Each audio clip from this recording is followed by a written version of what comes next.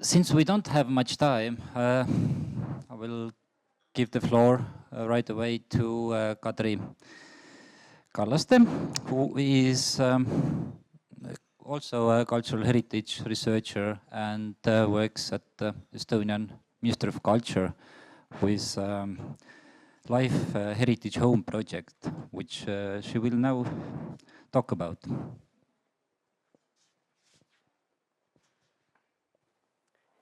Good day, everyone. Here and on the other side of the virtual bridge. And this conference is organized in the framework of the Life Heritage Home program. And speaking as the project manager, I would like to thank everyone who is a part of this conference today. The presenters, thank you very much for taking the time to really prepare and come and talk with us. And also everyone who's listening, thank you for thinking about and caring about the heritage homes. But what is this project that we're working on? Well, to say shortly, it is call to action to create better renovation services for heritage homeowners and to improve energy efficiency of these buildings. But before going into any more detail, I would like to talk about maybe the context of heritage homes in Estonia and why this project has been called to life.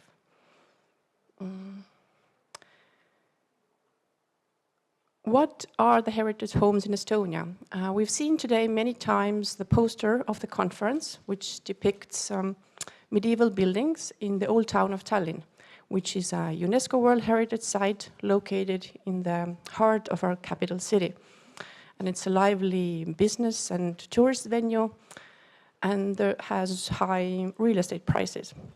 And there are also living quarters there, and talking about their carbon emission, how to reduce it without damaging cultural heritage is very important indeed. But looking generally in the country, most heritage homes can be found elsewhere. We have, outside of Tallinn, we have 10 more heritage conservation areas. And most of these are in small, old, historic towns. And maybe the most typical heritage home is actually in a small wooden apartment building. And what is the future of these buildings is very much related to what is the future of these towns. Which of these will be celebrated and lively settings for communities in the future, and which will diminish, become ghost towns, to be very dramatic. Because statistically, all of these towns are losing inhabitants. And the socio-economical conditions are quite different from town to town. And I would say it's a two-sided relationship between the vitality of any historic town, or any town in general, and the building stock. So the state of the building stock affects what's the vitality of the town, and in turn, the vitality of the town affects the building stock. And renovation of historical buildings, especially the ones that have been listed as national monuments or are located in heritage conservation areas, renovation of them can feel like a very uncomfortable subject. And why so? Well, for heritage conservationists who have been really concentrating on the art history and the value of this building, the cultural value, they would perhaps prefer to stick to talking about restoration and conservation, because any modernization and change in structure can damage the cultural value. And often the contractors or architects or engineers would prefer to avoid these buildings because it can be a headache to find solutions that will be accepted by Heritage Board. Nevertheless, the renovation of these buildings is very important, because if they're not comfortable to live in, people will tend to abandon them and let them to diminish. Pressure for renovation comes from different aspects. We can see that a lot of the buildings have been under insufficient and inconsistent maintenance over the years, which by now means that they need thorough, deep renovations. Many of them don't just need nips and tucks on the facade or just new improved windows. They actually need modern utilities, like we have to start from getting running water or sewage into some of these buildings. And there's been talk about climatic conditions. So this morning we've heard more about perhaps heavy rainfalls, floods, droughts, heat waves. But here, now it feels like maybe we're living in the best climate, but we're always complaining about our climate actually, because it usually is either a windy autumn day or a freezing winter day outside. So it's cold, we want to live in warm rooms. But these old houses tend to be excessively heated because the heating systems are insufficient, and if the structures don't hold wind or temperature, the cost for environment to heat these buildings is high. And in the recent years also, the financial cost of heating the buildings has been very high. People simply can't afford to heat the structures. So once again, we need to talk about renovation, and in a way that keeps the heritage, but makes it also a comfortable place to live in. And I think that in the process of the renovation from the homeowner, it combines dreams, but also nightmares. I think the dream is to live in a beautiful old town, in a very nice house that has very nice rooms with pleasant indoor climate that doesn't cost a fortune to upkeep. But to achieve this dream, it can feel like a nightmare on very many levels for the people. Even deciding on what the dream is can be a headache, because we tend to get different advice from different people. You know, what do the engineers say you should do? Other technical consultants. What does the heritage expert say you should do? And getting your dream in line usually involves multi-step and quite confusing procedures. And even if you tackle and you take on all of these hurdles and you finally arrive at the renovation works, well, having them done in your home is not really a picnic either. But the EU has very ambitious goals to reduce carbon emissions from building stock. And to achieve this, to motivate people, to help people along renovation, a bigger project than ours, Buildest, talked briefly about this morning, was launched in 2022. And this deals with the whole building stock.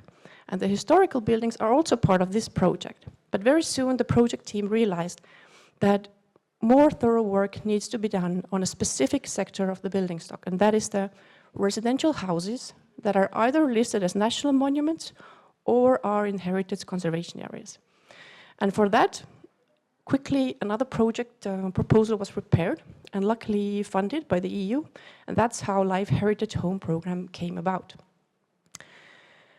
Life in the title refers to the EU's funding instrument for environmental and climate action, and more specifically it's funded under the Life Set sub-program, which is for the clean energy transition. And this is designed to help countries work on policy frameworks to establish clean energy transmission, also to include citizens in the process, and to advance digitalization and technologies in the field.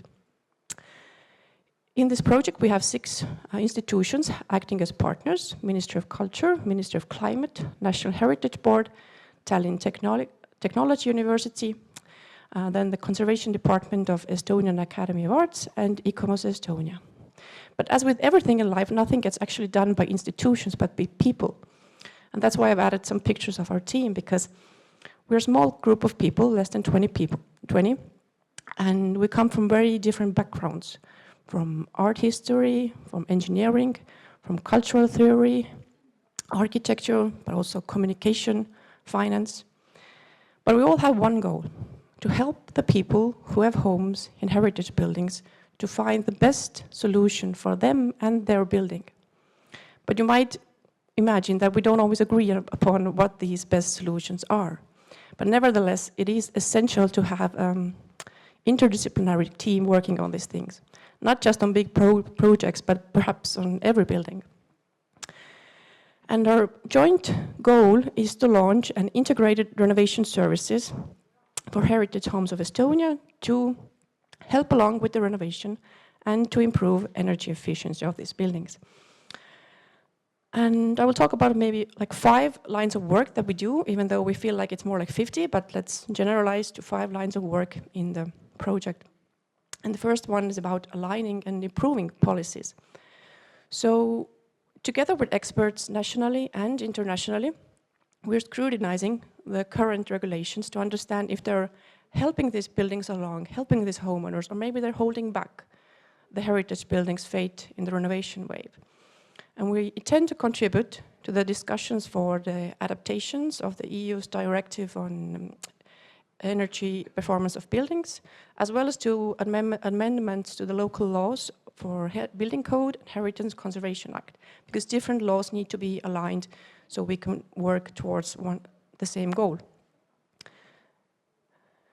Thinking about the procedures that a person goes through to organize the renovation, we're really focusing on the customer journey of the heritage homes renovation. So starting from ideation and consultation, through budgeting, approving the renovation design, getting permits, up to finding people who actually will do the work for you and how to manage this project and how to track and document it. And we will provide information and guidance for all of these phases.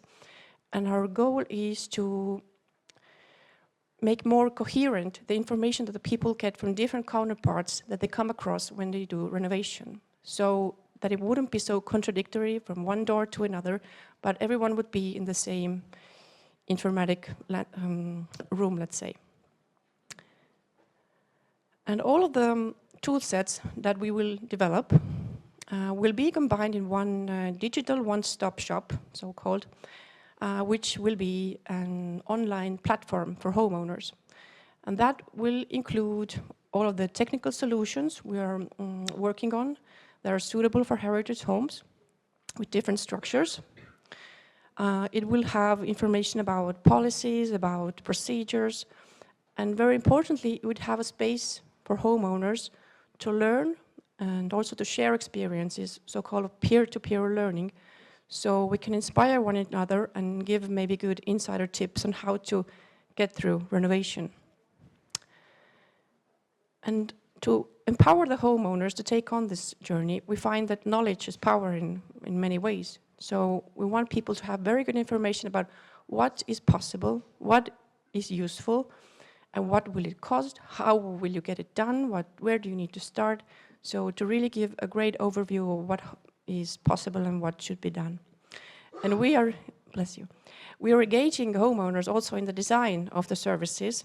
For example, if we develop any kind of materials or web-based platforms, we use real homeowners to test them out. And we don't have the illusion, and we don't share the illusion that any project, however well funded, could act like a magic wand that turns renovation into a simple thing being done in the blink of an eye. Because historic buildings especially are complex structures, so renovation will remain a complex process because everything must be planned and carried out with utmost care. So we empathize with owners, and we really understand that sometimes, like, even though we can draw route maps that are very linear and clear to us, we know things happen on the way. So it can feel more like being in this circus type of board game.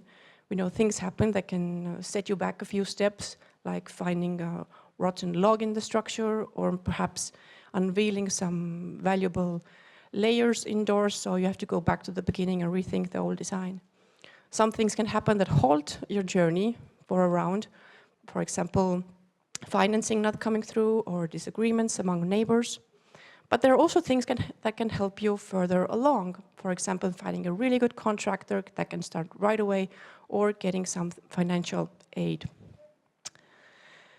And as this is only a 3-year long project, it is very important to work on the sustainability of our work.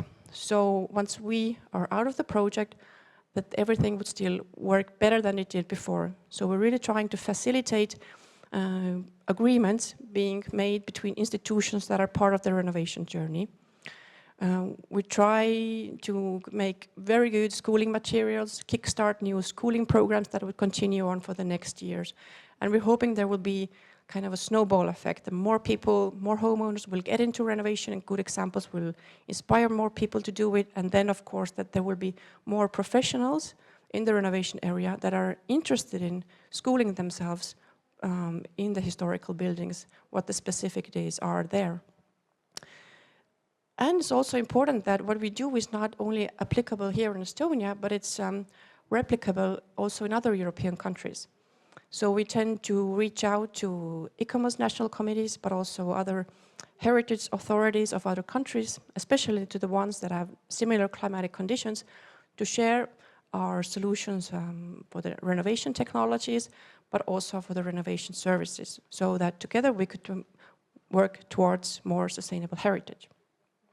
And I would like to end similarly as I started, so with words of gratitude. So first of all, to the members of the Estonian ICOMOS for organizing this event, to have this space together to share ideas and experiences. And also to all the experts, professionals and heritage officials in Estonia and in other countries for really making heritage an important part of your life, an important part of your work. And lastly, to all of the people who have made these buildings their homes, because they're actually the ones who take care of our mutual heritage. Thank you. Aitäh.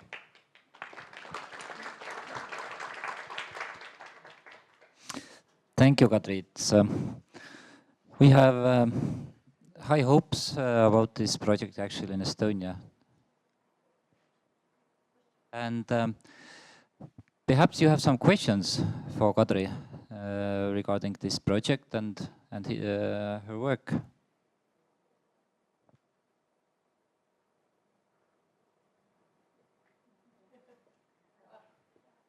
Yep. It would be interesting to hear what are the reactions by the people living in these heritage homes. Are they keen on these actions, or are they rather like, do we have to?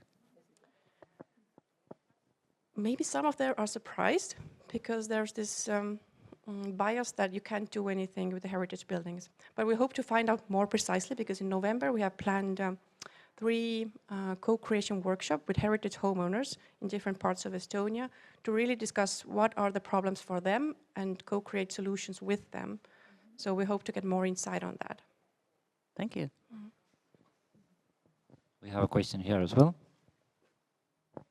Hello, thank you for the presentation. I was wondering if you are considering also training professional contractors or specialists in the mechanisms you would develop for these renovations. In our country, the professionalism of the contractors is often a big problem that drives the prices of renovation up.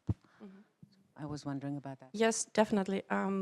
Schooling programs, like we've said very generally, that for engineers and sort, we need to school more about the heritage values and the specificities of the historical structures. And then again, for the heritage people, we need to have more information and schooling on the energy efficiency. So we bring more people together, so everybody knows something about the whole field, not just your own piece.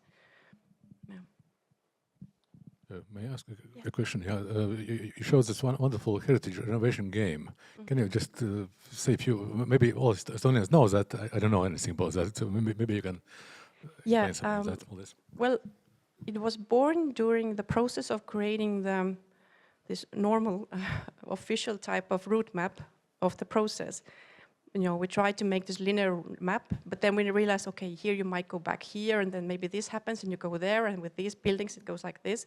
So our team members came up with this board game over the night somehow, and everybody really liked the idea, because we try to get really solutions that people can relate to, and to say, we understand that's how it is. It's not just you that feels like this, everybody has the same, so it's laughter through 3 tears, really, this game.